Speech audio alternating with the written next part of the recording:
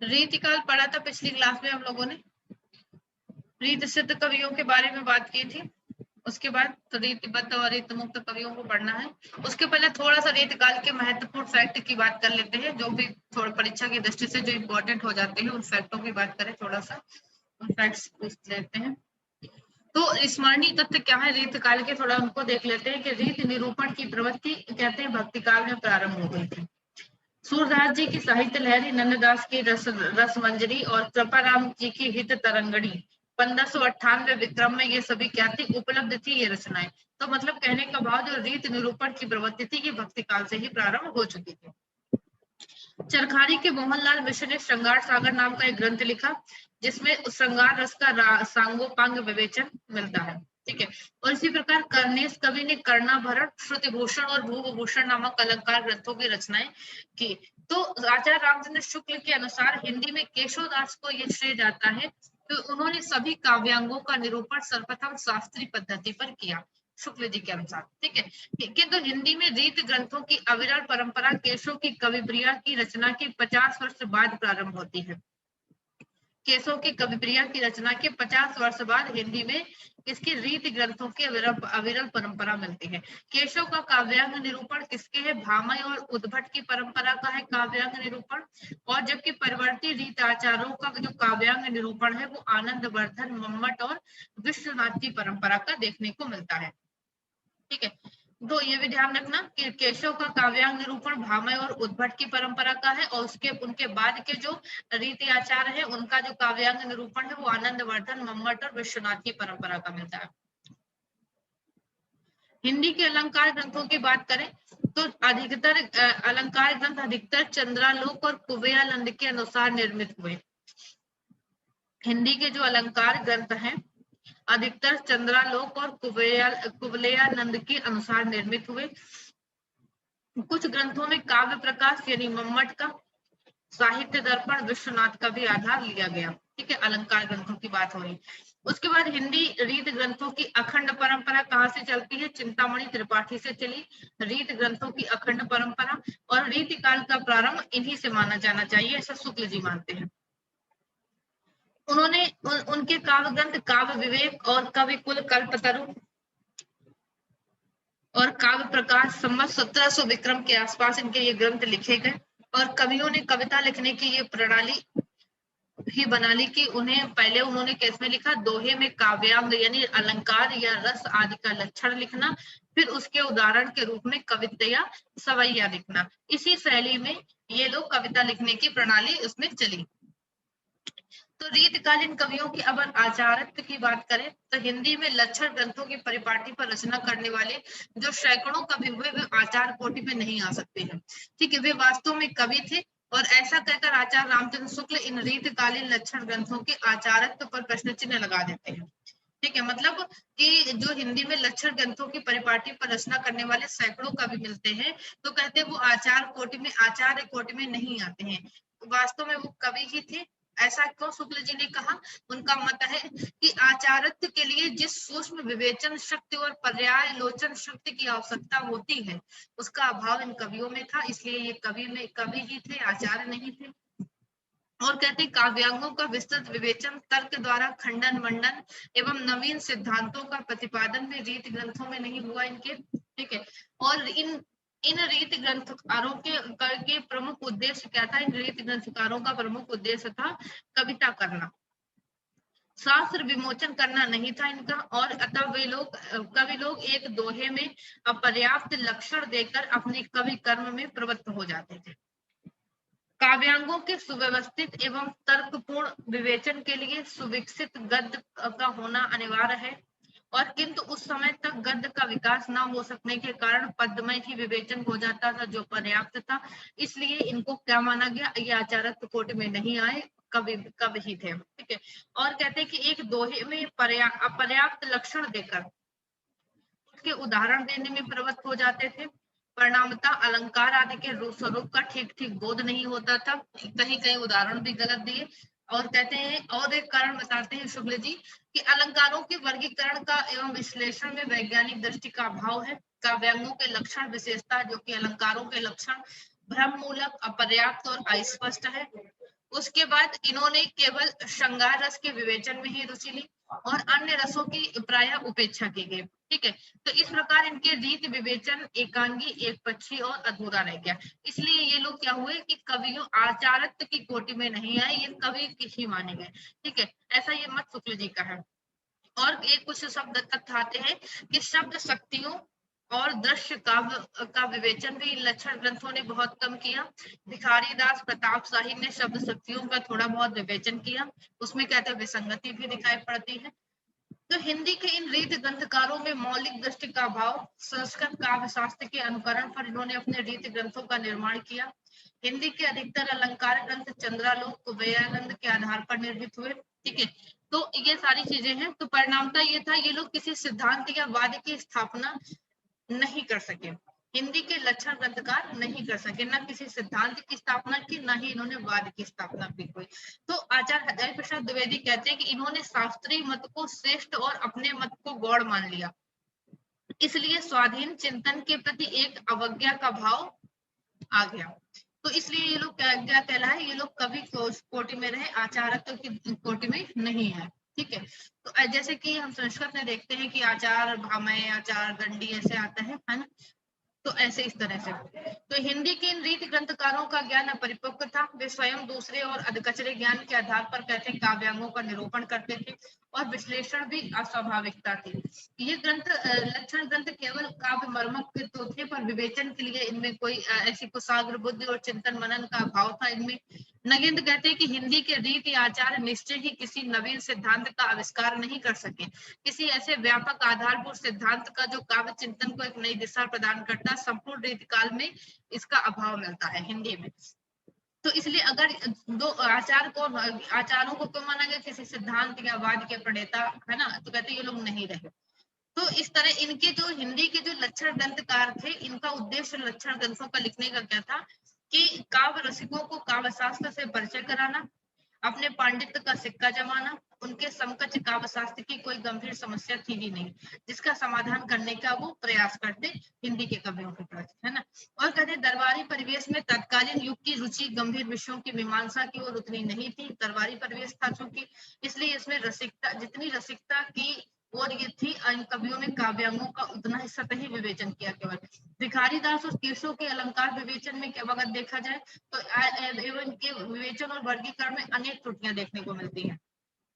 हजारी प्रसाद द्विवेदी ने इन्हीं न्यूनताओं की ओर इंगित करते हुए लिखा कि संस्कृत में अलंकार शास्त्र को लेकर जैसी सूक्ष्म विवेचना हो रही, उसकी कुछ भी झलक इसमें नहीं पाई जाती। शास्त्रीय विवेचना तो बहुत कम कवियों को स्थिति, वे तो लक्षणों को कविता करने का बहाना भर समझते थे, इस बात की परवाह नहीं करते थे कि उनका निर्दिष्ट कोई अलंकार किसी दूसरे अंतर्भुक्त को हो जाता या नहीं। ठीक है, तो रीत ग्रंथकारों ने क्या किया, नायिका भेद पर अत्यंत व्यापक और विशद विवेचन करते हुए अनेक ग्रंथ वात्स्यायन के काम सूत्र को आधार बनाकर लिखे। ठीक है, ये भी क्वेश्चन बन जाता है कि किस आधार पर रीत नायिका भेद के ग्रंथ लिखे गए, तो वात्स्यायन के काम सूत्र के आधार पर। इसी के अंतर्गत श्रृंगार का भी पर्याप्त विवेचन हुआ। संस्कृत काव्य शास्त्र में सूत्र, कारिका और टीका की जो पद्धति चल रही थी, उसका आधार इन रीत ग्रंथकारों ने नहीं ग्रहण किया। जैसे संस्कृत ग्रंथों ने उन्होंने टीका लिखी थी, किसी की टीका वो लिखते थे, तो ऐसा इन्होंने नहीं लिखा। रीतिकाल के लक्षण ग्रंथकारों ने श्रृंगार रस निरूपण के नाम पर विलासी राजाओं और दरबारियों को श्रृंगार रस के लबालब भरे हुए चस्कों के साथ काव्य की सरसता का पान भी कराया। और कहते भले ही हम इन्हें आचार्य न माने, लेकिन हिंदी में काव्य शास्त्र का द्वार खोलने का श्रेय इन्हीं रीत ग्रंथकारों को अवश्य दिया जाता है। ठीक है, हिंदी में काव्य शास्त्र का द्वार अगर खोला तो इन्हीं रीत ग्रंथकारों ने खोला। तो इस तरह से हम यही कह पाएंगे यहाँ पर कि हिंदी के जो लक्षण ग्रंथों की रचना करने वाले ये सैकड़ों कवि शुद्ध रूप से आचार कोटि में नहीं आते, ये कवि की कोटि में ही आते हैं। ये सारे जो कारण अभी तक हमने पढ़े, यही सारे कारण है जिसके कारण ये लोग आचार कोटि में ना आकर के कवियों की कोटि में आते हैं। ठीक है, तो ये दोनों पेज आप लोग अगर चाहे तो फिर से खुद से भी इत्मीनान से पढ़ सकते हैं, तो और चीजें आपको आसानी से एक बार समझने के लिए फिर से इसको पढ़ सकते हैं कि ऐसा क्या कारण थे। ठीक है, डॉक्टर यहाँ से क्वेश्चन बन जाता है, डॉक्टर नगेंद्र ने आचार्यों की 3 कोटियां निर्धारित की थी। जो आचार्यों की बात हो रही थी, तो 3 कोटियां निर्धारित की आचार्यों की। पहले तो उद्भावक आचार्य, उद्भावक आचार्य क्या करते थे, जो किसी नवीन सिद्धांत का प्रतिपादन करे वो उद्भावक आचार्य कहलाते थे। व्याख्याता आचार्य, जो स्थापित मत की व्याख्या करे, मान लीजिए इन्होंने एक सिद्धांत बनाया, इस सिद्धांत की इन्होंने व्याख्या की, तो वो लोग क्या कहलाए, व्याख्याता आचार्य कहलाए। कवि शिक्षक आचार्य, जो काव्य शास्त्र को सरस रूप में अवतरित करे, वो कवि शिक्षक आचार्य था। ये 3 श्रेणियां डॉक्टर नगेंद्र के द्वारा निर्धारित की गई आचार्यों की, तो ध्यान रखें तीनों इंपॉर्टेंट है। ठीक है, तो ये रीतिकाल प्रथम वर्ग के आचार्य नहीं, क्योंकि उन्होंने नवीन सिद्धांत का प्रतिपादन किया। द्वितीय वर्ग में आने वाले व्याख्याता आचार्य भी नहीं कहे रहे ये लोग, क्योंकि इन्होंने स्थापित मत की व्याख्या करने का भी काम नहीं किया, हिंदी के जो रीति ग्रंथकार हैं। और ये तृतीय वर्ग के कवि शिक्षक आचार्य माने जा सकते हैं, क्योंकि उन्होंने लक्षण ग्रंथ लिखकर काव्यशास्त्र की परंपरा को सरस रूप से हिंदी में अवतरित करने का सराहनीय कार्य अवश्य किया था। तो जो हिंदी के रीतकालीन रीति ग्रंथकार है वो तीसरे कोटि के आचार्यों की श्रेणी में आते हैं, कवि शिक्षक आचार्यों में। ठीक है, तो रीतकालीन कवियों की प्रवृत्तियों की बात करें तो इनकी प्रमुख प्रवृत्ति क्या है, रीति निरूपण। ठीक है, काव्यांगों का परिचयात्मक वर्णन इन कवियों के द्वारा किया गया। रीति निरूपण ग्रंथ लिखे, जिनमें से जो नाम आता है, जसवंत सिंह का भाषा भूषण, रसिक सुमति, अलंकार चंद्रोदय, याकूब खां का रसभूषण, दलपति, वंशीधर का अलंकार रत्नाकर, और गोविंद का कर्णाभरण, दूल्हे का कविकुल कंठावरण, और रसरूप तुलसी का। ठीक है, दूसरी विशेषता इनकी क्या थी, रीति निरूपक और काव्य रचना को समान महत्व देने वाले कवि थे ये लोग। ठीक है, ये मतलब इन लोगों का मतलब था, मानना था कि इस वर्ग में आने वाले जो कवि थे, इनका उद्देश्य क्या था, रीति कर्म और कवि कर्म को समान महत्व देना। ठीक है, दोनों को इन्होंने समान महत्व दिया, और ऐसे ग्रंथों में लक्षण और उदाहरण दोनों ही तरह के कवियों के द्वारा रचित है। ठीक है, तो इसमें रीति निरूपण और काव्य रचना को जिन्होंने महत्व दिया, ऐसे कवियों में नाम आता है चिंतामणि का, मतिराम भूषण, देव, कुलपति मिश्र, श्रीपति पद्माकर और ग्वाल का। ये लोग कैसे हैं, नीति निरूपक ग्रंथकार हैं। कवि कर्म को महत्व देने वाले रीति ग्रंथकार कौन से हैं, इस वर्ग के कवियों ने क्या किया, काव्यांगों का लक्षण देना आवश्यक नहीं समझा, रीति तत्व का पूरा ध्यान रखते हुए अपने काव्य ग्रंथों की रचना की, और इनके जो काव्य ग्रंथों में रीति की जानकारी का पूरा उपयोग किया गया। आचार्य विश्वनाथ प्रसाद मिश्र इन्हीं कवियों को रीति सिद्ध कवि कहते हैं। ठीक है, तो ऐसे कवियों में नाम आता है बिहारी जी का, भूपति का, ठीक है, और मतिराम, नंदन और मतिराम का इनका आता है। ठीक है, तो इनकी लिखी जो सत्संज्ञा है, नक्षिक वर्णन है, ये ग्रंथ स्फुट छंद इसी प्रवृत्ति का अनुकरण करते हैं। ठीक है, तो रीत निरूपक करने वाले आचार्य भी दो तरह के हुए, एक सर्वांग निरूपक हुए, ठीक है, जिन्होंने सभी अंगों का निरूपण किया रीति के, और जो एक विशिष्टांग निरूपक हुए।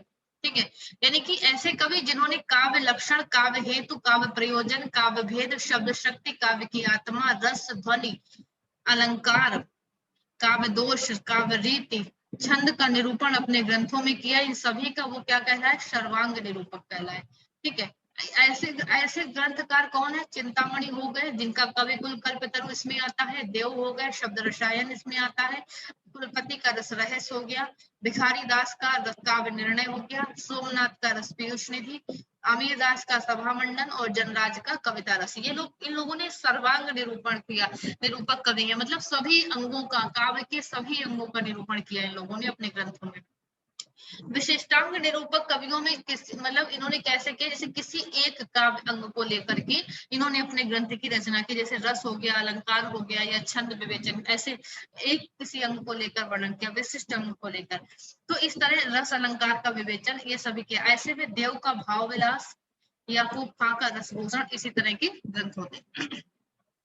श्रृंगारिकता की बात करें, रीतिकालीन कवियों की विशेषता दूसरी आती है श्रृंगारिकता। ये तो हो गया रीति निरूपण, 3 तरह से रीति निरूपण मिला, एक काव्यांग परिचय मिला, ठीक है, एक नीति निरूपण और काव्यांग रचना को महत्व देने वाले कवि, ये सारे ग्रंथ मिले। तीसरा, दूसरी विशेषता आती है रीतिकाल के श्रृंगारिकता।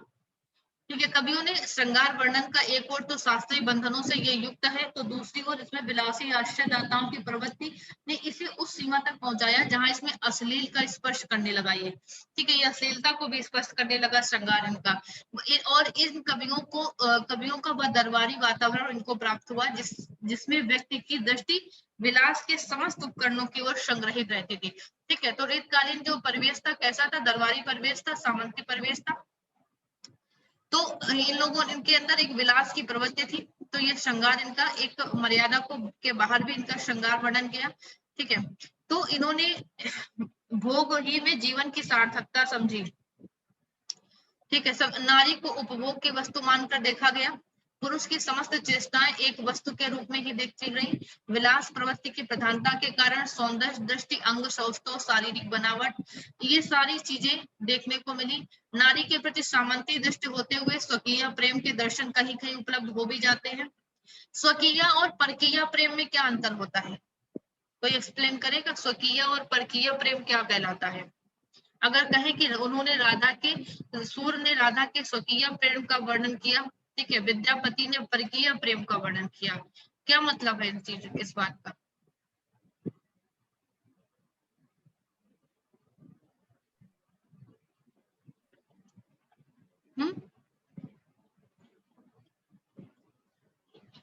देखिए, देखो स्वकीय प्रेम में क्या होता है कि कवि क्या होता है, अलौकिक प्रेम की वर्णन, अलौकिकता का वर्णन करता है। राधा की अलौकिकता का वर्णन जिन कवियों ने किया तो वो स्वकीय प्रेम कहलाया, स्वकीय प्रेम के अंतर्गत वर्णन कहलाया।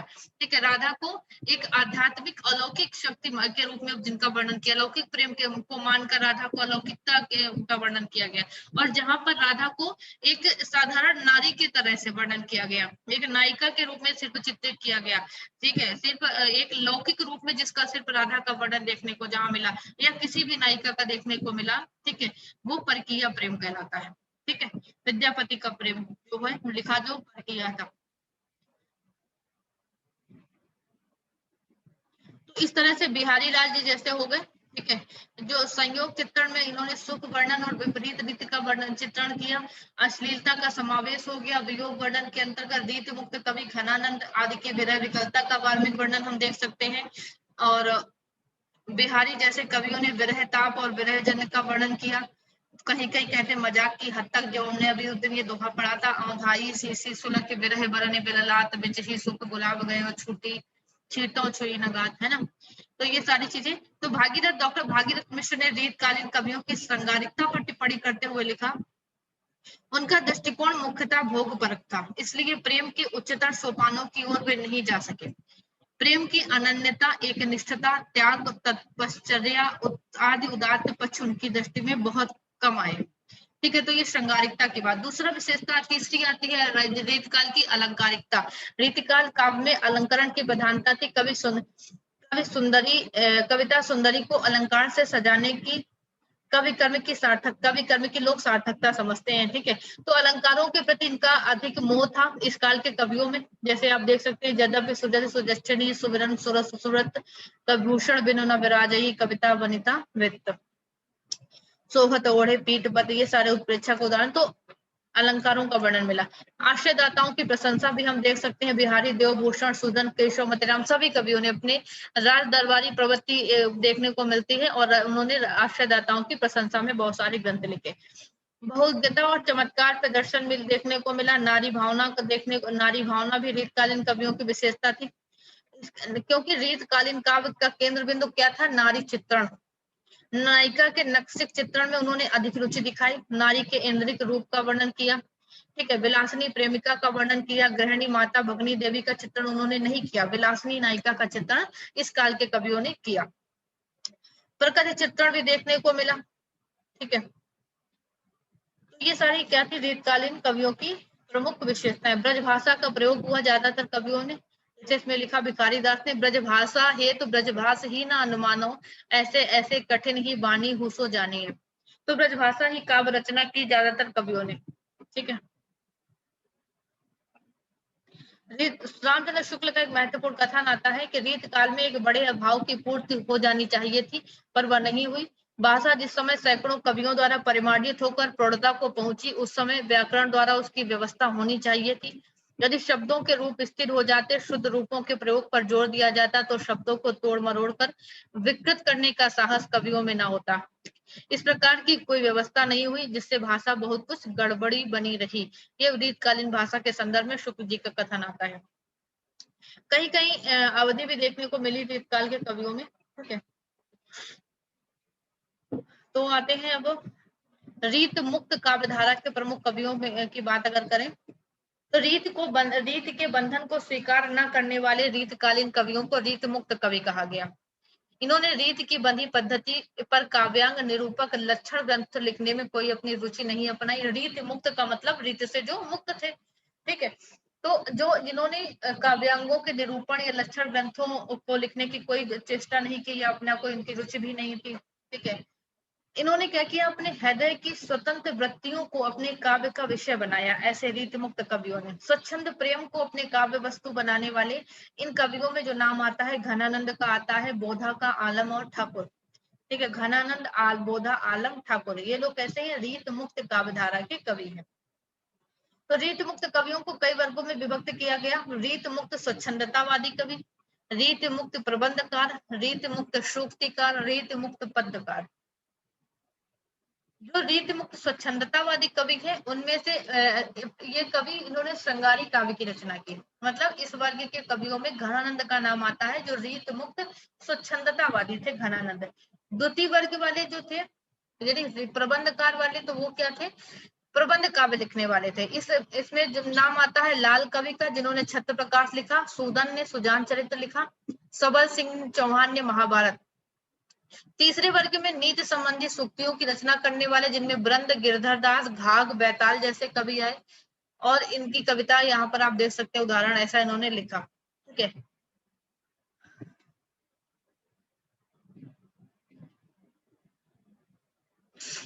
स्वच्छंदतावादी कवियों की अगर बात करें, रीत मुक्त स्वच्छंदतावादी कवियों की, तो रीत मुक्त श्रृंगारी कवि भी इनको कहा गया। ठीक है, इनमें घनानंद के श्रृंगारी कवियों में घनानंद के कुछ अन्य प्रचलित नाम है। इनको आनंद घन या घन आनंद भी कहा गया। घनानंद के ग्रंथों में सुजान सागर, विरह लीला, रस केलिवल्ली, लोकसार और कृपा कांड ये है। इसके अतिरिक्त इन्होंने कवित्व और सवैये भी इनके मिलते हैं। घनानंद के फुटकर रूप में करीब 400 सवैये मिलते हैं। घनानंद द्वारा रचित कृष्ण भक्ति संबंधी एक ग्रंथ छतरपुर के राज पुस्तकालय में सुरक्षित मिलता है। आलम का नाम आता है। आलम रीति मुक्ति काव्यधारा के दूसरे कवि हैं। औरंगजेब के पुत्र मुअज्जम के आश्रित कवि थे ये। ठीक है, आलम के आश्रित कवि का नाम ध्यान रखना है। और आलम के लिए इनकी रचना मुक्तक शैली में लिखी हुई है। बोधा, विरह वारिस इनकी और इश्कनामा दो रचनाएं हैं बोधा की। पहली माधवानल काम कंदला की प्रसिद्ध प्रेम कथा पर आधारित प्रबंध काव्य है विरह वारिस। ठीक है, और दूसरी जो इश्कनामा है, प्रेम पर लिखे गए मुक्तक छंदों का संग्रह है। ठाकुर का नाम शुक्ल जी ने, ठाकुर नाम के 3 कवियों का उल्लेख किया शुक्ल जी ने। इनमें से तीसरे ठाकुर बुंदेलखंडी ठाकुर थे, जो जाति के कायस्थ थे। वही तीसरे ठाकुर यहाँ पर, इनकी चर्चा यहाँ पर होती है। ये रीत मुक्त धारा के कवि थे और इनके ग्रंथ उपलब्ध होते हैं ठाकुर ठसक और ठाकुर शतक। ठीक है, जिनमें से प्रचलित कहावतों और सुंदर का प्रयोग किया है, जो बुंदेलखंडी कहावतों के। इन कवियों की बात थोड़ा इधर से देख लेते हैं इस पुस्तक से। रीतिबद्ध कवि थोड़े से अभी तक हमने नहीं पढ़े थे, इनको जरा बाद में देखते हैं। ये ऊपर हो गया, पहले रीत मुक्त ही पढ़ लेते हैं, फिर आते हैं रीतिबद्ध में। भिखारी दास जैसे रह गए, रीत मुक्ति में पहले हो गए हम लोग। हाँ, तो रीत मुक्त अभी हम लोग देख रहे थे, फिर आते हैं रीत सिद्ध, बाद में पढ़ लेंगे। तो रीत मुक्ति की बात हम लोग कर रहे थे। आलम की बात जैसे की, तो आलम क्या थे, जाति के ब्राह्मण थे। शेख नाम की एक रंगरेजिन थी, से विवाह करके ये मुसलमान हो गए थे। ठीक है, आलम औरंगजेब के दूसरे बेटे बहादुर शाह मुअज्जम के आश्रय में रहते थे। आलम की कविता काल 1683 से 1703 तक माना जाता है और इनकी रचनाएं आलम के लिए माधवनल काम कंदला, सुदामा चरित और श्याम सन्निधि। आलम के विषय में शुक्ल जी के कथन बहुत महत्वपूर्ण है। ये प्रेमोन्मत्त कवि थे, अपनी तरंग के अनुसार रचना करते थे। इसी से इनकी रचनाओं में हृदयत्व की प्रधानता है। प्रेम की पीर या इश्क का दर्द इनके एक एक वाक्य में भरा पाया जाता है। ये शुक्ल जी का कथन है। ठीक है, प्रेम की तन्मयता की दृष्टि से आलम की गणना रसगान और घनानंद की कोटि में होनी चाहिए, ये भी शुक्ल जी का कथन है, तो आलम के संदर्भ में। ठीक है, आचार्य रामचंद्र शुक्ल ने घनानंद के विषय में एक महत्वपूर्ण कथन कहा, ये साक्षात रस मूर्ति और ब्रजभाषा काव्य के प्रधान स्तंभों में एक है। घनानंद घनानंद के जीवन काल की बात करें तो जन्म हुआ इनका 1689 में, 1739 में मृत्यु हो गई। जन्म स्थान बुलंदशहर में हुआ, मृत्यु वृंदावन में हुई। किस संप्रदाय में दीक्षित थे, ये क्वेश्चन पूछा जा चुका है। निम्बार्क संप्रदाय में थे ये। प्रेयसी का नाम इनकी गणिका सुजान था। आश्रयदाता मोहम्मद शाह रंगीले के आश्रयदाता थे ये, इनके राजा थे वो। घनानंद के संदर्भ में ब्रजनाथ ने 2 सवैये लिखे, ने ही महाब्रज भाषा प्रवीण और सुंदर ताहू के भेद को जाने। ये सभी ये घनानंद के विषय में ब्रजनाथ जी ने लिखा।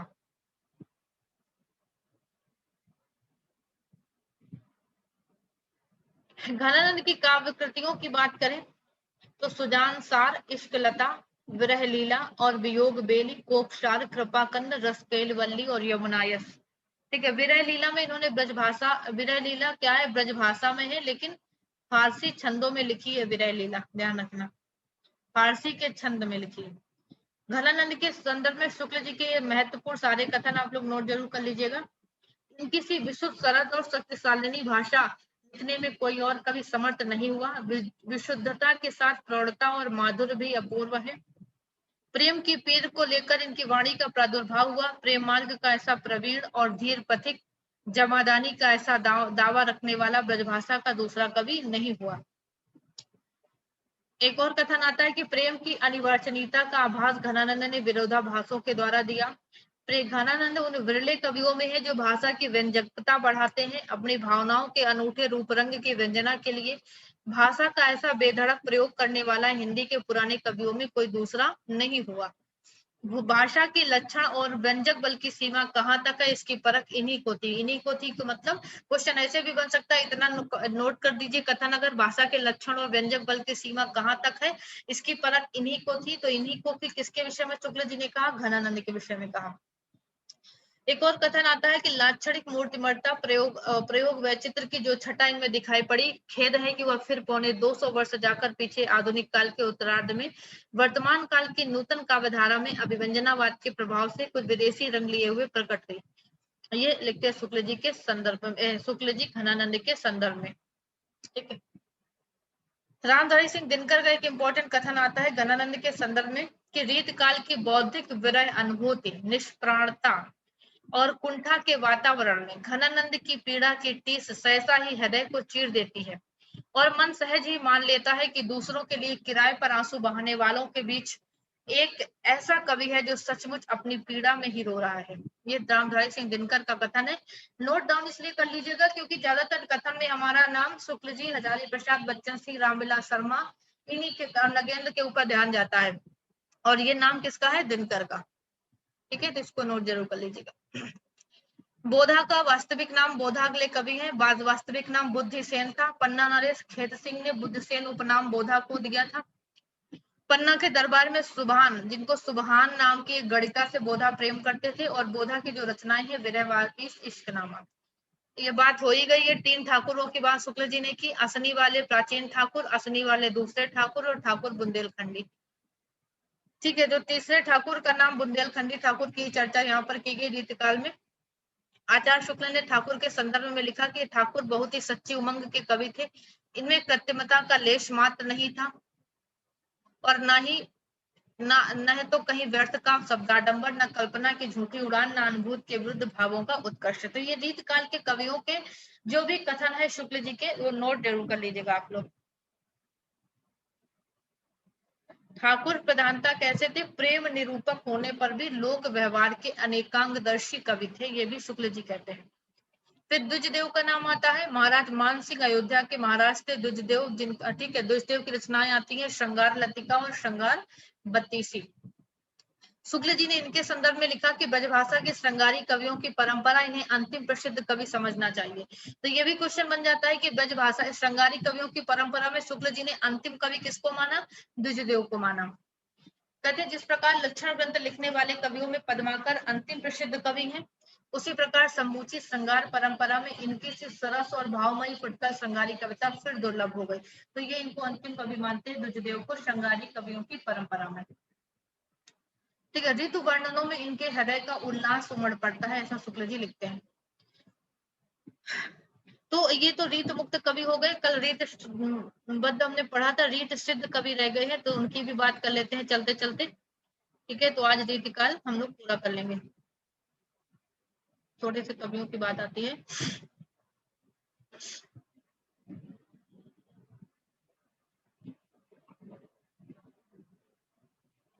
रीतबद्ध कवियों की बात, जिनमें से चिंतामणि का नाम आता है, कुलपति मिश्र, कुमारमणि, देव। ठीक है, तो ये रचनाएं सभी इंपॉर्टेंट है। चिंतामणि की रस विलास, छंद विचार, मंजरी, श्रृंगार मंजरी, कविकुल, कल्पतरु, कृष्ण चरित्र, काव्य प्रकाश, काव्य विवेक, ये सभी इंपॉर्टेंट रचनाएं हैं चिंतामणि की, बहुत पूछी जाती है। कुलपति मिश्र की भी पूछी जाती है, रस रहे, संग्राम सार, युक्त तरंगणी, नक्षिक, द्रोण पर्व, इनकी भी पूछी जाती है। और देव कवि की भी इंपॉर्टेंट है। भाव विलास, भवानी विलास, काव्य रसायन, ये लोग कैसे कवि है? रीत सिद्ध। सोमनाथ कवि रस पीयूष निधि, ये भी बहुत पूछी जाती है। श्रृंगार विलास, कृष्ण लीलावती, पंचाध्यायी और सुजान विलास। सुजान विलास, श्रृंगार विलास और पीयूष रस पीयूष निधि इंपॉर्टेंट रचनाएं हैं इनकी।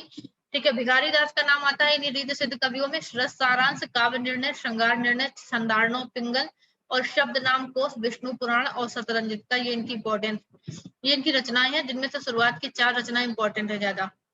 रसिक गोविंद, फिर प्रताप शाही का व्यंगार्थ कौमुदी 1825 ईस्वी में लिखा गया ये ग्रंथ। काव्य विलास 1809 में, जयसिंह प्रकाश, श्रृंगार मंजरी, ये सभी इनके ग्रंथ हैं। अमीर दास का नाम आता है। फिर ग्वाल कवि, तोष निधि, तोष निधि की रचनाएं पूछी जाती है। सुधा निधि, नक्षिक, विनय शतक, रसलीन की रस प्रभु 1741 में लिखी गई। अंग दर्पण 1737 में, दोनों इंपॉर्टेंट है इनकी। पद्माकर भट्ट, हिम्मत बहादुर बिरदावली, पद्माभरण, बेनी प्रवीण भी इंपॉर्टेंट है। श्रृंगार भूषण, नवरस तरंग, सुखदेव मिश्र, व्रत विचार, छंद विचार, फाजिल अली, ये सभी इनकी, ये सारे कवि जो हमारे लिए सभी इंपॉर्टेंट है। ठीक है, याकूब खां, उद्यालेलाल, राम सिंह, चंद्रशेखर वाजपेयी, मतीराम तो है ही इंपॉर्टेंट, इनको हमने कल पढ़ा था। ये शायद हम लोगों ने कल पढ़ लिया था ये टॉपिक परसों, याद नहीं आ रहा मुझे। मतीराम का तो पढ़ा था, तो इनके बारे में थोड़ा सा जान लेते हैं। ये इनकी रचनाएं तो हम लोग क्विज में भी करते रहते हैं, और एक बार आप लोग देख लीजिएगा। भिखारी दास ने सर्वप्रथम हिंदी में काव्य परंपरा, भाषा, छंद, तुक आदि पर विचार किया। ठीक है, माखन ने हिंदी में सर्वप्रथम कुंभक, हरिमल्लिका, मदन मोहन, सूरज, ये सभी छंदों का निरूपण किया। हिंदी में रीतिकार काव्य रचना पद्धति है, और कहीं कहीं से पंथ भी कहा गया। उदाहरण ये सभी इंपॉर्टेंट है। केशवदास कहते हैं समुदय वाला बालकन वर्णन पंथ अघात। चिंतामणि कहते हैं रीति सुभाषा कवित्व की वर्णत बुद्धि अनुसार, ये सभी पंक्तियां इंपॉर्टेंट है। मतीराम की सो विश्व नवोड़ वो वर्णत कवि रस रीत, रीत के विषय में ये लोग बताते हैं कि रीत किसको कहा गया, इसके विषय में ये पंक्तियां हैं। देव कहते हैं अपनी अपनी रीत की काव्य और कवि रीत, सूरत मिश्र वर्णन मंजन, ये सभी ध्यान रखना है। ये पंक्ति बहुत आती है, काव्य की रीत सुखी सुकवि सु, है ना, भिखारी दास की पंक्ति। तो डॉक्टर बच्चन सिंह लिखते हैं कि रीतकालीन कवि कविता के सौदागर थे। ये ध्यान रखना, रीतकालीन कवियों को कविता का सौदागर किसने कहा? बच्चन सिंह ने कहा। देव ने सुकवि को कविता का सौदागर कहा। देव कवि ने सुकवि को सब कविता का सौदागर कहा, और बच्चन सिंह ने रीतकालीन कवियों को कविता का सौदागर कहा। नलिन विलोचन शर्मा लिखते हैं कि रीतकालीन काव्य की आलोचना पद्धति भारतीय मनीषा का हासकालीन वर्गीकरण प्रेम है।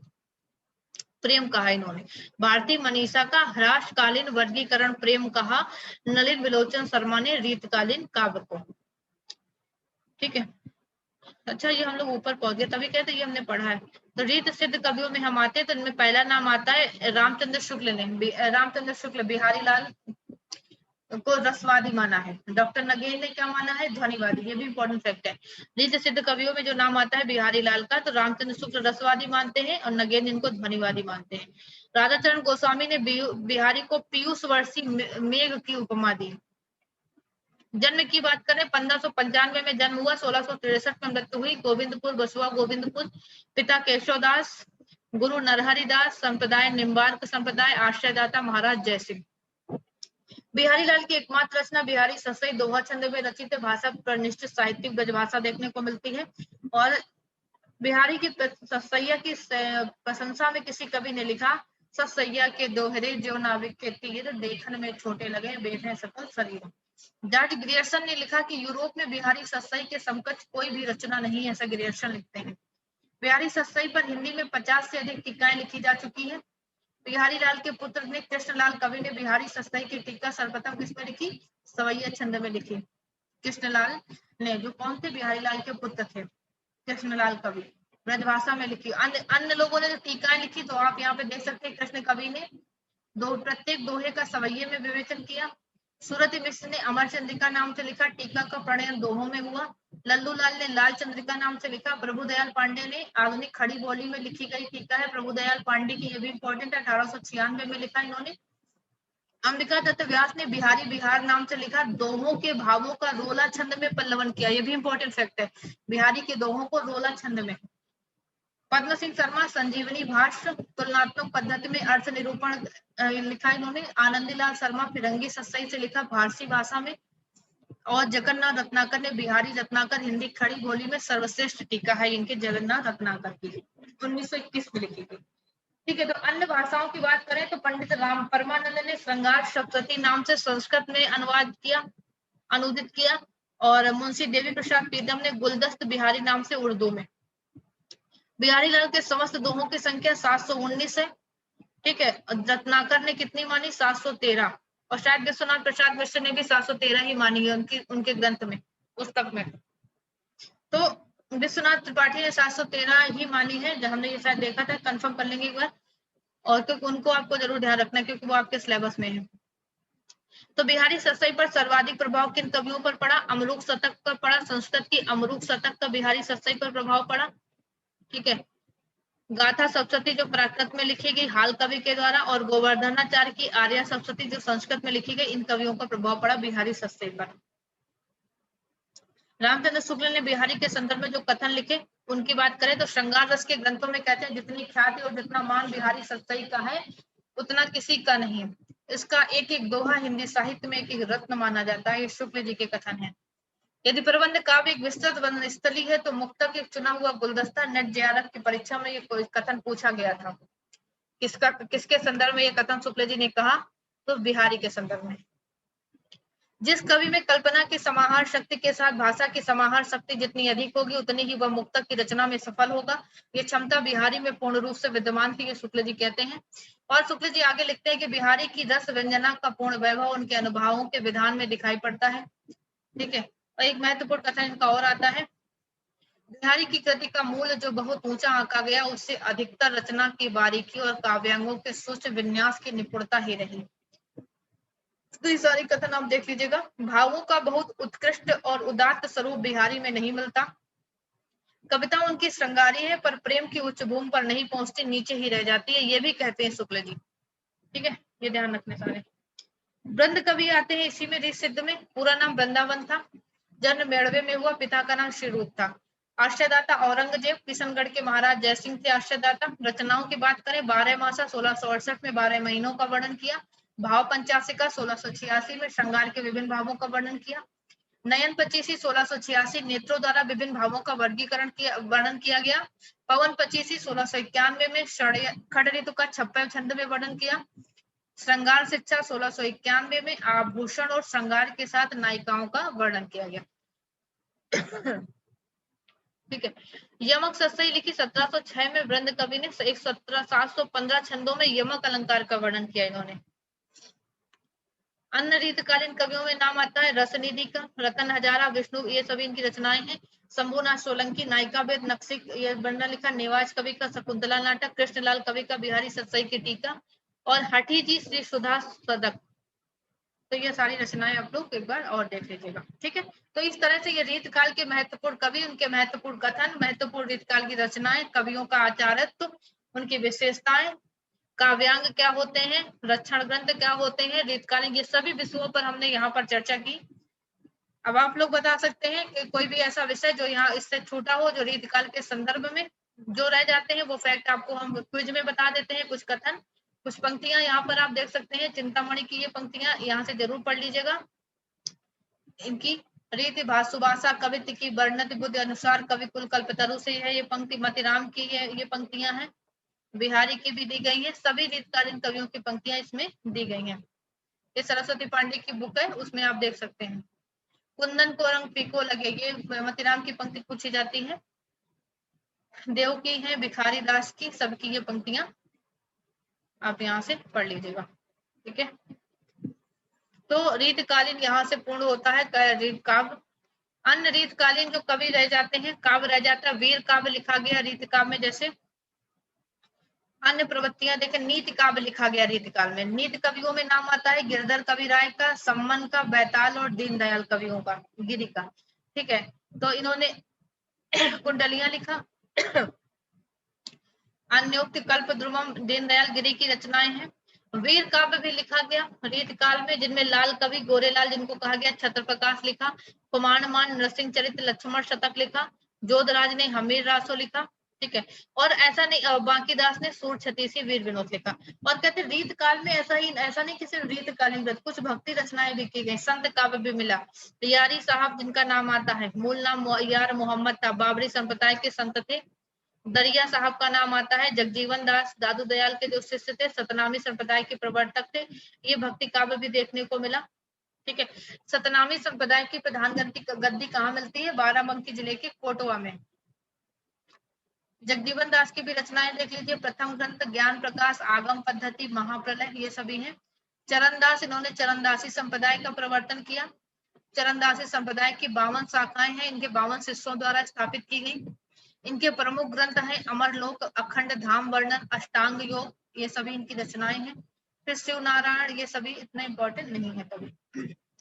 अन्य संत कवियों में गुरु तेग बहादुर, आनंद घन, अक्षरानंद, प्राणदास, धरणीदास, दादा दयादया, सहजोबाई, ये सभी नाम आते हैं। ठीक है, प्रेम आख्यानक काव्य भी लिखे गए शेख निसार ने, जिनका मूल नाम अशरफ था। इन्होंने प्रेम आख्यानक काव्य भी लिखे रीतकाल में। शेख निसार की ये ग्रंथ यूसुफ जुलेखा, ये भी बहुत पूछी जाती है, अवधी भाषा में लिखी है, 1790 में इन्होंने लिखा। सूरदास, ये गुरदासपुर के निवासी सूरदास थे, रीतकालीन कवि आते हैं। ठीक है, सूफी कवियों के भी ये नाम आते हैं।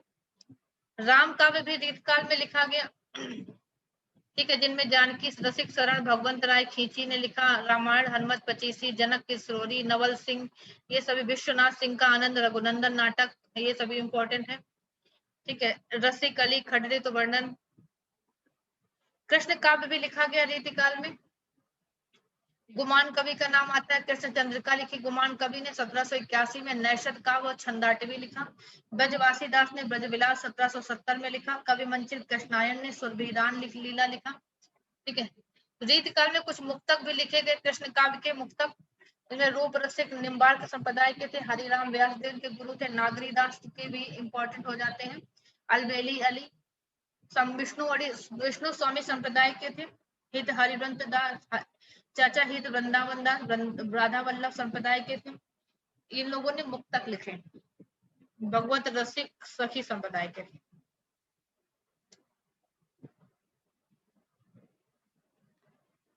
हास्य व्यंग भी इस काल में लिखे गए। ठीक है, तो ये था रीतिकाल, यहाँ से पूर्ण हो जाता है रीतिकाल। अब कल से हम लोग क्या पढ़ेंगे? आधुनिक काल, पुनर्जागरण काल शुरुआत करेंगे, भारतेंदु पूर्व काल की।